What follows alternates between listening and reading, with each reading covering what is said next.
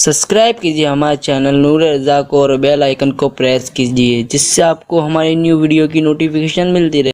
अब सुन ले, इमाम हसन अल बसरी सैयदुत ताबीन खैरुत ताबीन इमाम हसन बसरी जो वलियों के वली हैं, सिलसिले चिश्तिया कादरिया के बड़े बुजुर्गों में, यानी सारे बुजुर्गों का सिलसिला चिश्ती हो, कादरी हो, सरवर्दी हो, इमाम हसन बसरी से मौला अली तक जाता है, मौला अली से हुजूर तक जाता है। वो फरमाते हैं मैं हज को गया, जब मैं हज को गया तो हज को जाने के बाद मैंने देखा कि एक बंदा हरम में ऐसे चिपका हुआ है जमीन पर जैसे गीला कपड़ा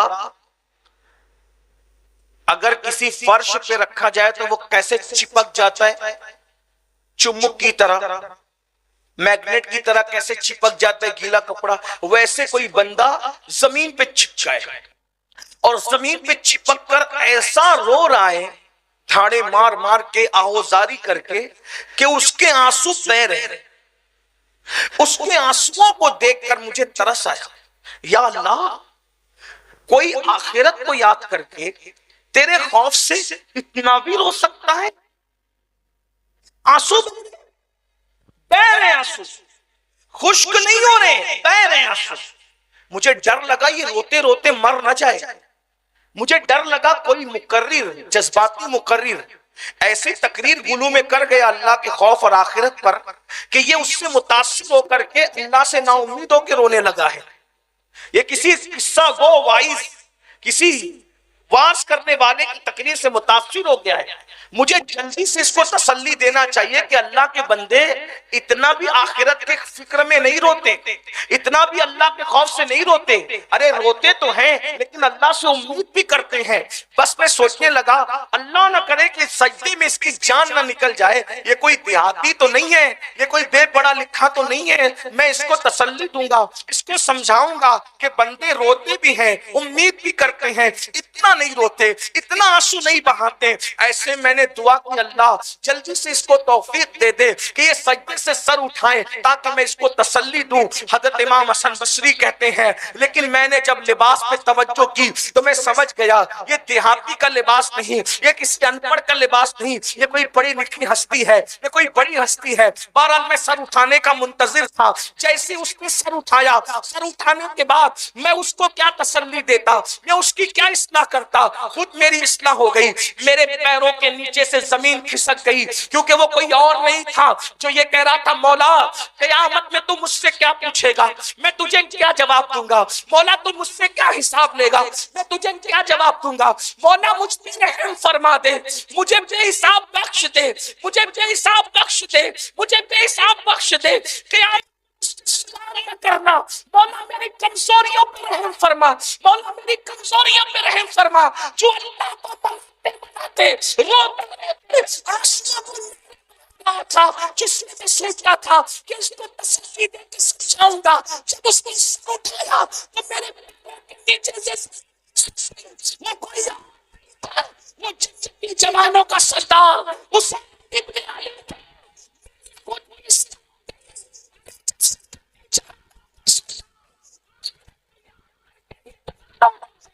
वो हसन बसरी को कितना रोना चाहता।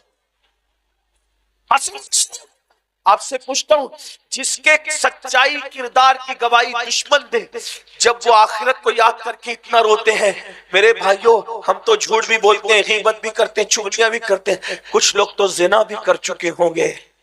इन्ना लिल्लाहि व इन्ना इलैहि राजिऊन। कुछ लोग तो औरतों पे पाप की नजरें भी डाल चुके होंगे, कुछ लोग तो गंदी फिल्में भी देख चुके होंगे। क्या लोगों को नहीं पता, फरमाया गया कि जो किसी औरत पर पाप की नजर डालेगा मरते वक्त उसकी जबान पे कलमा जारी नहीं होगा, मरते वक्त वो कलमा नहीं पढ़ सकेगा। हम तो बहुत फख्र से कहते हैं ना, हमारी खटिया के सराहने और हमारे सराहने और हमारे बिस्तर के सराहने हुजूर आएंगे लेने के लिए। हुजूर मुझे और आपको लेने आएंगे। अगर उनका करम है तो उनका करम है, तो उनके करम की बात है, लेकिन हकीकत तो ये कि अपने अमाल ऐसे नहीं। मेरे भाइयों, अपने जनाजे को दफन करने लोग आ जाएं यही एहसान होगा। हमारा हाल तो ये, एक बुजुर्ग थे जो दुआ करते थे, अल्लाह जब मुझे मौत देना तो ऐसी जगह देना जहां कोई मेरी जान पहचान का ना हो। مجھے ایسی جگہ موت دینا جہاں مجھے کوئی پہچانتا نہ ہو. تو کسی نے کہا یہ عجیب سی دعا ہے کہ کوئی پہچانتا نہ ہو. کہا ہاں مجھے ڈر لگتا ہے تو مروں گا، تو مرنے کے بعد میرے جنازے میرا منہ کتنا کالا ہو جائے گا، میری صورت تو بدل نہیں جائے گی. تو میں سوچتا ہوں کہ کوئی رہے ہی نہ پہچانتا تاکہ میں رسوائی سے بچ جاؤں. پتا ہے یہ دعا کرنے والا کون تھا؟ جو یہ دعا کر رہا تھا کہ کوئی میری جان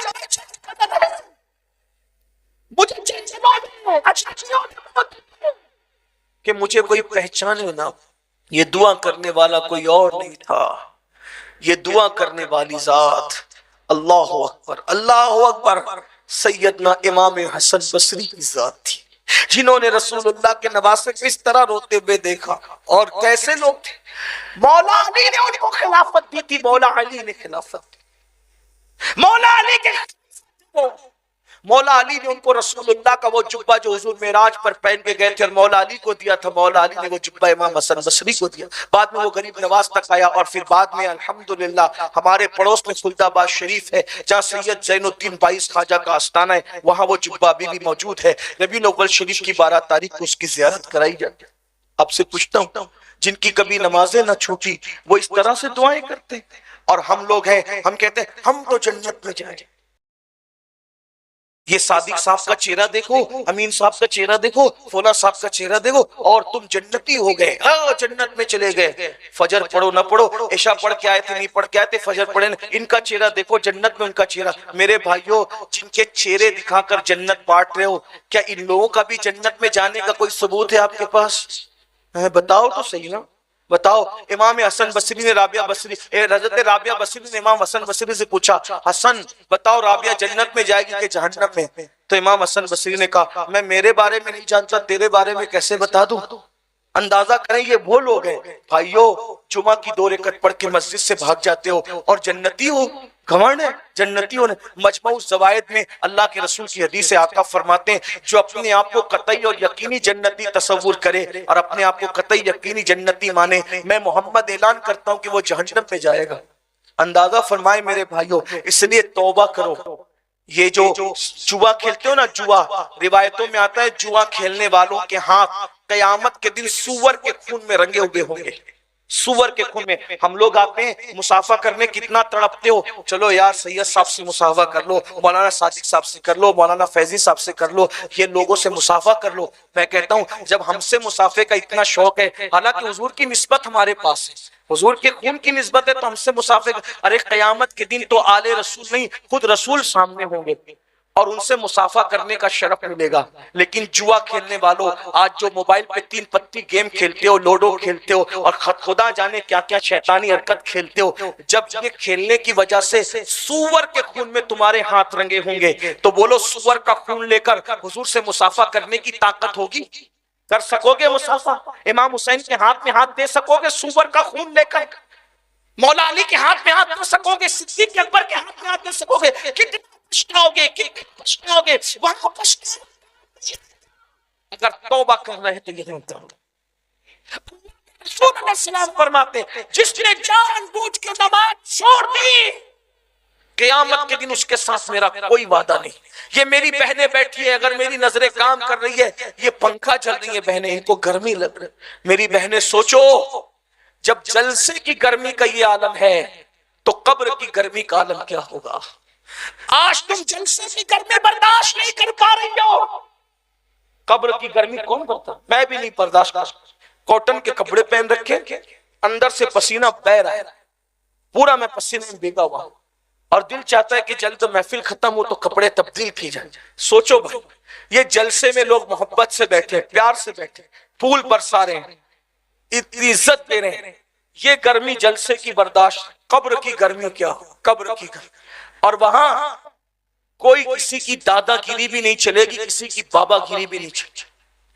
بہت سارے نیک اور پرہیزگار دنیا میں کہلانے والے جن کے نام کے نعرے لگتے ہوں گے ان کی لاشیں قبر میں سڑ رہی ہوں گی، اس لیے کہ دنیا میں نعرے لگنے کا کوئی مطلب نہیں، دنیا کی عزت ملنے کا کوئی مطلب نہیں ہے. بھائیو یہ تلخ باتیں، پتہ نہیں کس کس کے جسم کو قبر میں کیڑے کھائیں گے. کیا تیاری کی ہے قبر کے کیڑوں سے بچنے کے لیے؟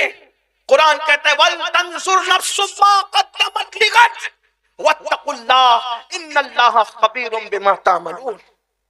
قیامت کے دن کے لیے کیا بھیجا؟ وہاں کوئی ڈگری نہیں جائے گی، آپ خطیب تھے، آپ مفتی تھے، آپ عالم تھے، آپ ڈاکٹر تھے، آپ ٹیچر تھے، آپ انجینئر تھے، کچھ نہیں، وہاں ایک چیز دیکھی جائے گی، بس ایک ڈگری، اللہ کو راضی کیا یا نہیں راضی کیا۔ ورنہ قرآن کہتا ہے اللہ اکبر ذوق انک انت العزیز الکریم۔ علماء موجود ہے، یہ عزیز الکریم کا مطلب کیا ہے؟ قرآن کہتا ہے ذوق دنیا میں بڑا عزت دار بنتا، بہت معزز تھا نا، بہت بڑا بنتا تھا نا، تو یہ چک اللہ کا تھا۔ قرآن کہتا ہے عاملۃ ناصبۃ تصلی نارا حامیہ، عمل کر کے آئیں گے، محنت کر کے آئیں گے، پھر بھی جہنم میں جائیں گے، کیونکہ انہوں نے اللہ کو راضی نہیں کیا ہوگا۔ میرے بھائیوں، قبر کے لیے کیا تیاری کی؟ ہمیں ہوٹل پہ بیٹھنے کا ٹائم ہے، گیم کھیلنے کا ٹائم ہے، موبائل کے لیے ٹائم ہے، سب چیز کے لیے ٹائم ہے، اللہ کے لیے ٹائم نہیں، نماز کے لیے ٹائم نہیں۔ میری بہنوں سے پوچھو، میری بہنیں کتنی نماز نہیں پڑھتی؟ کس کی کنیز ہے؟ سیدہ فاطمہ کی۔ سیدہ فاطمہ کیا تھی؟ پوری رات سجدے میں گزار، پوری رات سجدے میں گزار دیتی، اور جب صبح ہوتی تھی تو سر اٹھا کے کہتی تھی اللہ تو نے رات اتنی چھوٹی بنایا کہ تیرے نبی کی بیٹی فاطمہ دل کھول کے سجدہ بھی نہ کر سکی۔ بتاؤ، سود کے دھندے کر رہے ہو، بینک سے لون لے رہے ہو، حرام قرضے اٹھا رہے ہو، اور پورے ہندوستان میں تو اس وقت ایک مہم چلی ہے، عورتوں کو قرضہ دو، مردوں کو قرضہ دو، ان کو قرض کے تلے دباؤ، اور دبا کر پھر ان کی عورتوں کا مس یوز کرو، غلط استعمال کرو۔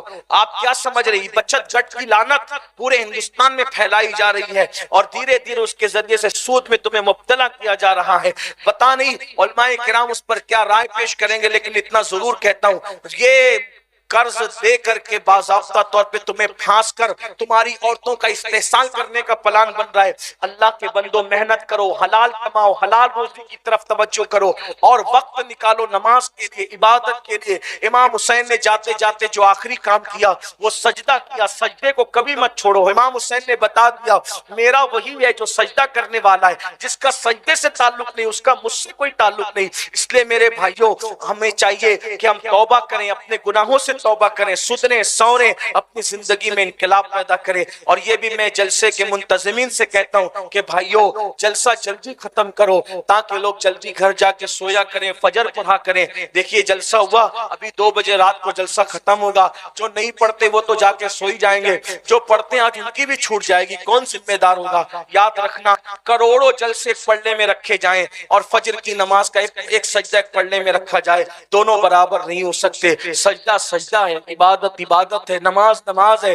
حضرت خواجہ نصیر الدین چراغ دہلوی فرمایا کرتے تھے 70 سال غار میں بیٹھ کر عبادت کرنے سے وہ نہیں ملتا جو ایک وقت کی فجر کی نماز پڑھنے سے اللہ اجر عطا فرماتا ہے۔ یہ نمازوں کی شان ہے، اس لیے نمازوں کی قدر کرو، نمازوں کی اہمیت جانو۔ اللہ پاک سے دعا ہے اللہ ہم سب کو عمل کی توفیق عطا فرمائے، اور تعلیم پر بھی توجہ کرو، تعلیم کو عام کرو، اپنے بچوں کو پڑھاؤ لکھاؤ۔ امام حسین کے گھر میں کوئی بھی جاہل نہیں تھا، کوئی بھی ان پڑھ نہیں تھا، پورا گھرانہ پڑھا ہوا تھا، اتنے پڑھے لکھے تھے کہ سارے پڑھے لکھے ان کے پاس آ کر کے پڑھا کرتے تھے۔ امام اعظم ان کے پاس آ کے پڑھے، امام شافعی اس خاندان کے پاس آ کے پڑھے، امام احمد ابن حنبل اس خاندان کے پاس آ کے پڑھے، امام مالک اس خاندان کے پاس آ کے پڑھے۔ یہ خاندان ہی پورا پڑھا لکھا تھا۔ ہم لوگ جہالت کی وادیوں میں ہے، اچھے اسکول قائم کرو، اچھے مدرسے قائم کرو، اور دین کی اشاعت کرو، دین کی تبلیغ کرو۔